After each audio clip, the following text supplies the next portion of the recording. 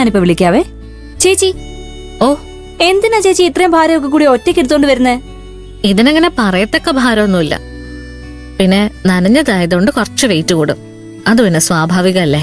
എന്തായാലും വെയിറ്റ് ഉണ്ടേ, അത് സമ്മതിച്ചാൽ എന്താ കുഴപ്പം? കുറെ ദിവസത്തെ തുണികളായി ഇപ്പൊ. ബെഡ്ഷീറ്റും പില്ലോ കവറും എല്ലാം കൂടി വാരി കൂട്ടി ഒരു മൂലയിൽ ഇട്ടിരിക്കുവായിരുന്നു. അതാ കഴുകിയേക്കാന്ന് കരുതിയ. ചേച്ചിയാണോ ഇവിടെ എല്ലാവരുടെയും ഡ്രസ്സ് കഴുകി കൊടുക്കുന്നത്? ഞാനൊന്നുമല്ല, കഴുകാൻ ഇവിടെ വാഷിംഗ് മെഷീൻ ഉണ്ടല്ലോ. ഓ, പിന്നെ ഞാൻ തുണികളെടുത്ത് വാഷിംഗ് മെഷീനിൽ ഇട്ട് കൊടുക്കും, ഡിറ്റർജന്റും ചേർക്കും. സ്വന്തം പണി കഴിഞ്ഞ് വാഷിംഗ് മെഷീൻ കീന്ന് വിളിക്കുമ്പോ ഞാൻ ചെന്ന് ആ തുണിയെല്ലാം എടുത്ത് അയൽ കൊണ്ടേ വിരിക്കും. അത്രയുള്ളൂ എന്റെ ഡ്യൂട്ടി. എല്ലാ വീട്ടിലും തുണി കഴുകുന്ന പ്രോസസ് ഇങ്ങനൊക്കെ തന്നെയാ. പക്ഷേ അതിന്റെ പേരിൽ മിക്കവാറും അടി നടക്കാറുണ്ട്. ഇതിന്റെ പേരിലൊക്കെ എന്ത് വഴക്കുണ്ടാക്കാനാ? എനിക്കിഷ്ടാ ജോലി ചെയ്യാൻ. എന്തായാലും ചേച്ചി ഒറ്റയ്ക്ക് തുണി എടുത്തോണ്ട് പോണ്ട, ഞാനിവിടെ പിടിക്കാം. ഞാൻ വന്ന സമയം മുതൽ ശ്രദ്ധിക്കുക, ഈ വീട്ടിലെ A to Z കാര്യങ്ങൾ നോക്കുന്നത് ചാരു ചേച്ചിയാ. തുണി കഴുകലായാലും പാത്രം കഴുകലായാലും കുക്കിംഗ് ആയാലും ഇനി പൂജാമുറി വിളക്ക് വയ്ക്കുന്നത് പോലെ ചേച്ചിയാ. അതിന്റെ കൂടെ വേറൊരു കാര്യം കൂടി ഞാൻ ശ്രദ്ധിച്ചു. ഇവിടുത്തെ മൂത്ത മരുമകളുണ്ടല്ലോ, ശ്രേയ ചേച്ചി, ആ ചേച്ചി കുനിഞ്ഞൊരു കുപ്പി എടുക്കുന്നത് പോലെ ഞാനിതുവരെ കണ്ടിട്ടില്ല. ശ്രേയയുടെ ജോലി എന്താന്ന് അറിയോ അഞ്ജനയ്ക്ക്? PWDയിലെ ചീഫ് എഞ്ചിനീയറാ. അവിടെ നല്ല തിരക്കാ ശ്രേയക്ക്. ഓഫീസിലെത്തിക്കഴിഞ്ഞാൽ ഒരു 100 കാര്യങ്ങൾ കാണും. നമ്മൾ വീട്ടിലിരുന്ന് പണിയെടുക്കുന്നതിനേക്കാള് റിസ്ക് അത്. നല്ല ബുദ്ധി പ്രയോഗിക്കേണ്ട കാര്യമാണേ. ആ ജോലിയൊക്കെ കഴിഞ്ഞ് ക്ഷീണിച്ചു വരുന്ന ശ്രേയോട് ഇവിടുത്തെ അടുക്കളപ്പണി കൂടി ചെയ്യാൻ പറയുന്നത് കഷ്ടമല്ലേ അഞ്ജനെ? എന്നാൽ കഴിയുന്ന ഒരു സഹായം, അത്രയുള്ളൂ. പാചകം ചെയ്യാൻ അടുക്കളയിൽ ഒരു വസ്തുവില്ലാതെ, ചെയ്യാൻ ഒരു ജോലിയില്ലാതെ ആകെ മുഷിഞ്ഞിരിക്കുന്നതിനേക്കാൾ എത്രയോ നല്ലതാ ഏത് സമയം തിരക്കിൽ ജീവിക്കുന്നത്. അടുക്കളയിൽ നിറയെ പച്ചക്കറിയും പലവ്യഞ്ജനും ഒക്കെ ഇരിക്കുന്നതും അതെടുത്ത് ആൾക്കാർക്ക് പാചകം ചെയ്ത് കൊടുക്കാൻ സാധിക്കുന്നതും തന്നെയല്ലേ ഏറ്റവും വലിയ ഭാഗ്യം.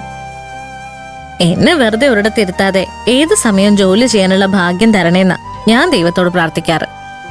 ഈ ചേച്ചി ആള് കൊള്ളാലോ, ഒരു വെറൈറ്റി പീസാ.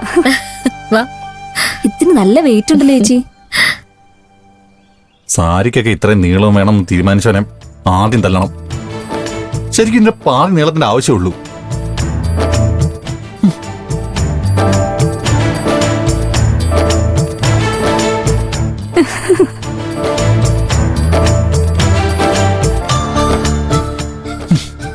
എന്തിനാ പെണ്ണുങ്ങൾ ഇതെടുത്ത് 3-4 ചുറ്റുരുന്നേ? ഒറ്റ ചുറ്റിന്റെ ആവശ്യമല്ലേ ഉള്ളൂ. ഇതിന്റെ പാതി മുറിച്ച് ഏതെങ്കിലും പാവങ്ങൾക്ക് കൊടുക്കണം.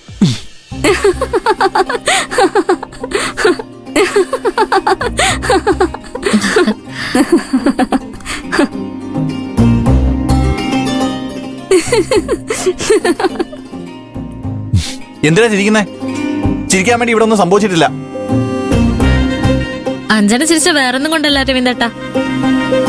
ആണുങ്ങള് സാരിയൊന്നും കഴുകി വിരിക്കുന്നത് അഞ്ജന ഇതുവരെ കണ്ടിട്ടില്ല. ആണുങ്ങൾ പെണ്ണുങ്ങളുടെ തുണി കഴുകിയാലേ തുണിയിൽ അഴുക്ക് പോവില്ലേ? അതോ ആണുങ്ങൾ തുണി വിരിച്ചിട്ടാല് അത് ഉണങ്ങില്ലാതെ ഉണ്ടോ? നിന്റെ ഭർത്താവ് ജോലിക്ക് പോകുന്നുണ്ട്, നീ അവന്റെ ഡ്രസ്സ് കഴുകി വിരിക്കുന്നു. എന്റെ ഭാര്യ ജോലിക്ക് പോകുന്നുണ്ട്, ഞാൻ മേഡത്തിന് തുണി അലക്കി കൊടുക്കുന്നു. അതിനിങ്ങനെ കക്കക്കാന്നും പറഞ്ഞ് ചിരിക്കേണ്ട കാര്യമൊന്നുമില്ല. ഞാനതിന് ചിരിച്ചില്ലല്ലോ രവീന്ദ്രേട്ടാ. ചിരിച്ചത് അഞ്ജനല്ലേ? അല്ല കൊച്ചെന്തിനാ ചിരിച്ചേ? സത്യം പറയണോ കള്ളം പറയണോ?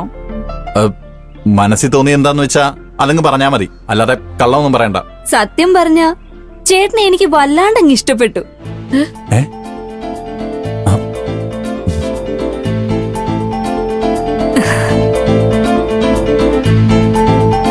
സത്യമായിട്ട് ഞാൻ കളിയാക്കി ചിരിച്ചതല്ല. ഇന്നത്തെ കാലത്ത് ഏതൊരു പെണ്ണിനും സ്വന്തം കഴുത്തെ താലി കെട്ടാൻ പോകുന്ന ആളിനെ കുറിച്ച് ഒരു കൺസെപ്റ്റ് ഒക്കെ ഉണ്ടാവും. എന്റെ മനസ്സിലും അങ്ങനെ ഒരു ചിത്രമുണ്ട്. എന്റെ ഭർത്താവ് എങ്ങനെയായിരിക്കണമെന്ന് ഞാൻ മനസ്സിൽ ആഗ്രഹിച്ചോ അതിന്റെ തനി പകർപ്പാണ് അരവിന്ദേട്ടൻ.